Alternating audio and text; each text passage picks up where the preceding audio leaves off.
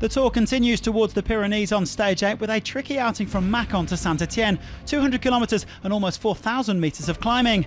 The Baroudeur looking for lift-off on a day when the breakaway had a genuine shot of going all the way. Three men peeling off right at the start, brake specialist Thomas De Gendt, joined by Ben King and Niki Terpstra. Alessandro De Marchi was determined not to miss the party. The Italian set about bridging the gap, and the peloton were happy to let that quartet go up the road. De Marchi making contact after 22 kilometres as the gap quickly eased out to over 4 minutes. Now, the day's first set of climbs had never featured on the Tour de France before, and they soon began to take their toll.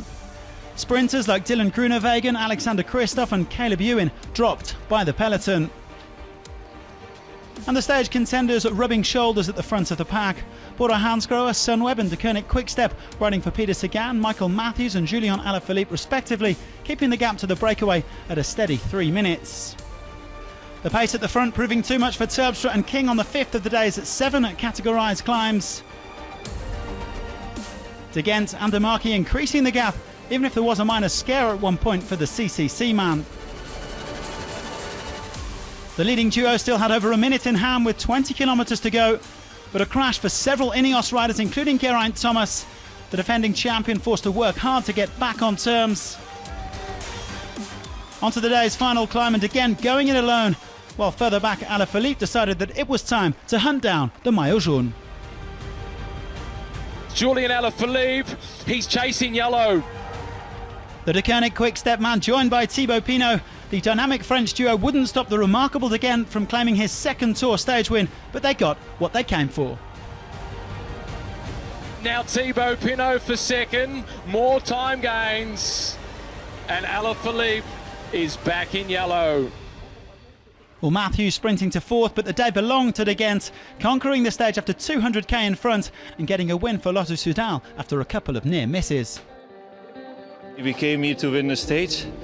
We were really close yesterday with Caleb, and today was a day for me where I could go my chance, and I had a really good feeling already the whole tour. And today I really had amazing legs today.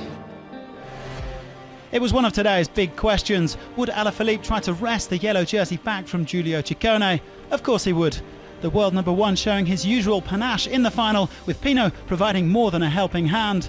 The Groupama FDJ leader knew exactly what to expect from Alaphilippe even before the stage start. Whatever happens, there'll be an attack from Julian because he wants the yellow jersey back. Everybody knows that.